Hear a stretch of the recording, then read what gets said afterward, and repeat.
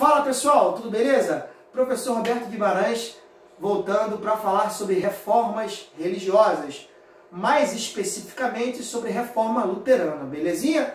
Bom gente, mas para entender o início dessas reformas, temos que entender o papel da Igreja Católica. Gente, a Igreja Católica Apostólica Romana, ela foi a maior instituição da era medieval e parte da era moderna. Tudo passando pela igreja. Ela tinha um poder temporal e tinha um poder espiritual.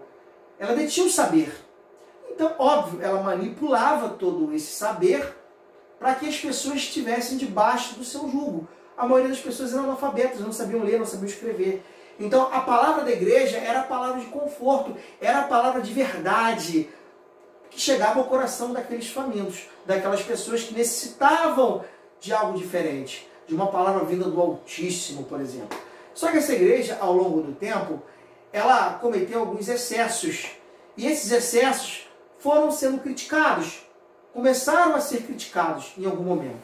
Eu listei para vocês aqui alguns exemplos de coisas que aconteceram durante a história da igreja que mostravam esses problemas que logo seriam combatidos. Quer ver um exemplo? O luxo que os padres, na verdade os padres não, né? Os bispos, os papas, os cardeais, esses caras viviam no luxo, pareciam reis, pareciam imperadores, enquanto a maior parte do povo passava fome.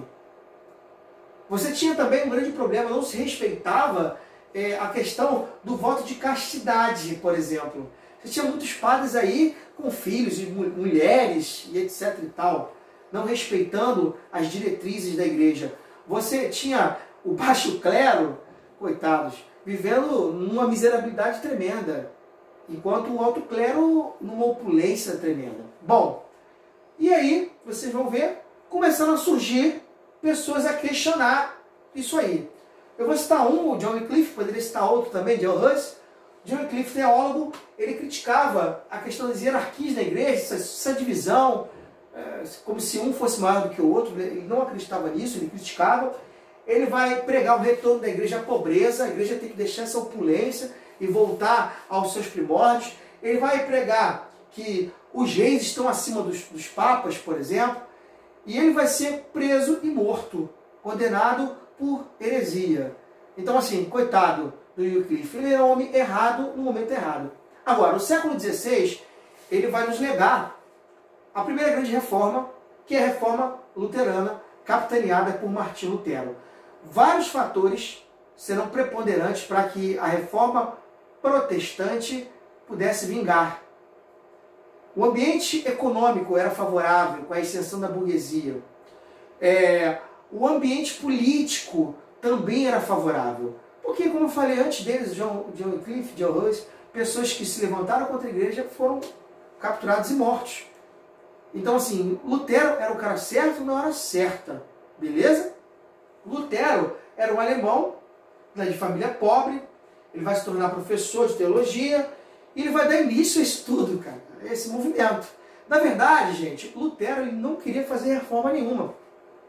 Certa feita, em suas memórias, perguntado, indagado pela burburinho que ele tinha criado na Europa, ao aficionar as 95 teses, ele soltou a seguinte frase: eu fazer reforma? Eu estou aqui tomando cerveja com meu filho, não sei nem que reforma é essa. Ou seja, Lutero não queria se desvencilhar da igreja.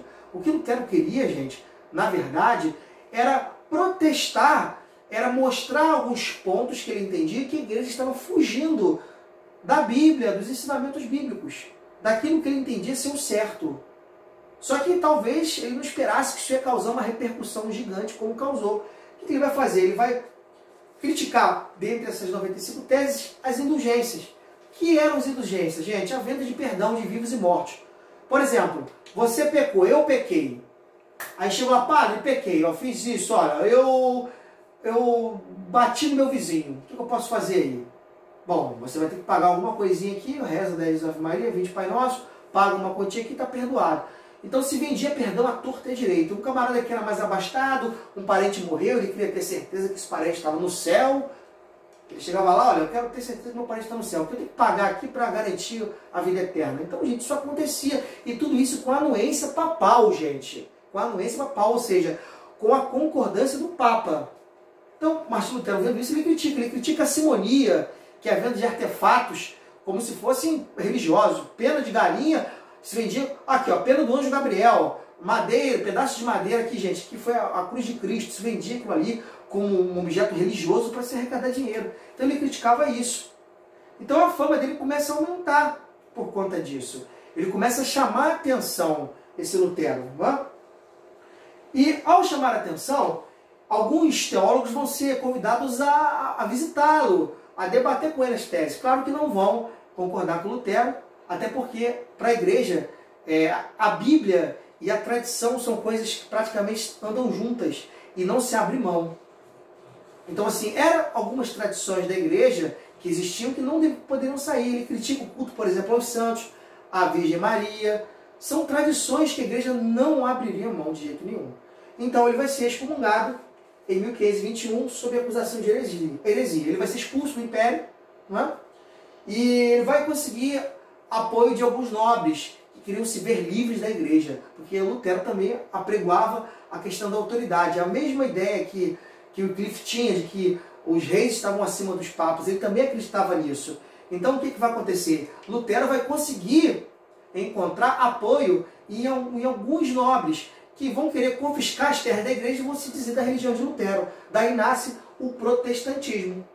A reforma protestante ela nasce em Lutero, justamente porque Lutero foi excomungado da igreja e o que ele tinha feito já tinha marcado, já tinha criado um rebuliço enorme na Europa. O que ele defende? Além disso que eu falei para vocês, olha, a Bíblia é a única fonte de fé, ou seja, a tradição não entra mais, tira a tradição, aí é o rompimento definitivo com o catolicismo. Cada um vai ter o direito de interpretar a Bíblia do jeito que quiser.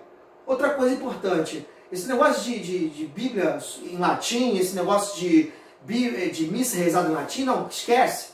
A missa vai ser rezada na língua nativa, né? O cara ficava lá, ninguém entendia nada. Agora vai ser feito a missa, o culto lá na língua local, ajudado pela imprensa também. O desenvolvimento da imprensa foi importante aparecer para que Bíblias fossem feitas e as pessoas tivessem acesso a ela, por exemplo. Né? Então muita gente vai se converter a essa fé e Lutero vai abalar as estruturas da Europa. Belezinha, gente? Bom, essa foi a nossa aula de hoje sobre Reforma Luterana e continuaremos juntos aí. Não se esqueçam, se inscrevam no canal e deem o seu like.